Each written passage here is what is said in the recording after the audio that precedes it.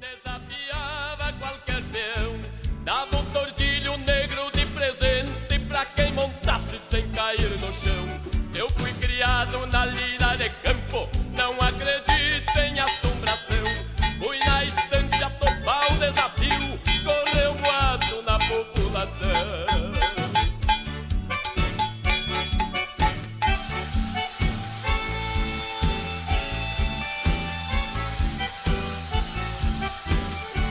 Era um domingo, clareava o dia, puxei o pingo e o povo reuniu. Joguei os trastes no lombo do taura, puxou a orelha, tive um arrepio. Botei a ponta da bota no estribo, algum gaiato por perto sorriu. Ainda disseram comigo, eram 8 que molhou a perna, montou e caiu. Saltei no lombo e gritei